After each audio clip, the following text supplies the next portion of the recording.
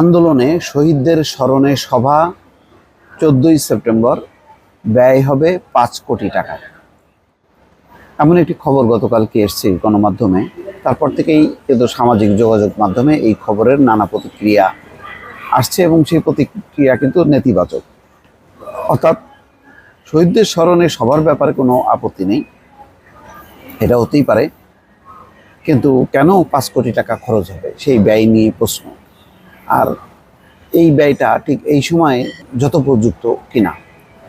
অনেকে বলছেন যে এই 5 কোটি টাকা যারা হাসপাতালে আহত তাদের উন্নত চিকিৎসার জন্য ব্যয় করা যেতে পারে, আহতদের মধ্যে বিলি বন্টন করা যেতে পারে, নিহতদের মধ্যে বিলি বন্টন করা যেতে পারে, তাহলে পরিবারগুলো বরং উপকৃত হবে। বহু পরিবার আছে, সাধারণ মানুষ যারা তাদের কর্মক্ষম মানুষটাকে হারিয়ে খুবই ক্ষতিগ্রস্ত, তারা কোনো দিশা পাচ্ছে না। তো তাদের মধ্যে দিলে এটা তারা উপকৃত হবে। শহীদদের স্মরণে সভা ব্যাপারে কোনো আপত্তি নেই।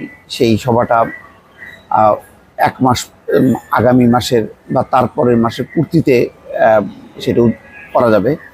তবে 5 কোটি টাকা কেন, এইটা কিন্তু প্রশ্ন উঠতেই পারে। এটার যদি যথোপযুক্ত ব্যাখ্যা না হয় তাহলে কিন্তু এটা একটা খারাপ দৃষ্টান্ত হবে। আমার মনে আছে যে শেখ হাসিনা পদ্মা সেতু দফায় দফায় উদ্বোধন করেছেন এবং তার বিদায় নেয়ার কিছুদিন আগেও শেষ দফার নাকি কাজের আবার উদ্বোধন হলো। সেই উদ্বোধনেও 5 কোটি টাকা বরাদ্দ ছিল।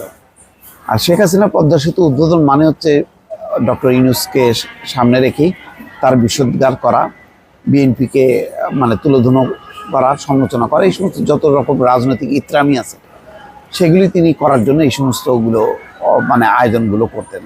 তো এখন তো আর সেই অবস্থা না। এখন তো নিশ্চয়ই এই সরকার এমন কিছু করবে যেটা অন্যরা অনুসরণ করবে। তো সেই কারণেই কিন্তু প্রশ্নটা আসছে যে এটা ঠিক কিনা। খবরে যেটি বলা হচ্ছে যে গত জুলাই আগস্ট মাসে সরকারি চাকরিতে কোটা সংস্কার এবং পরবর্তী সময় সরকার পতনের আন্দোলনে শহীদদের স্মরণে সভা অনুষ্ঠিত হবে 14ই সেপ্টেম্বর।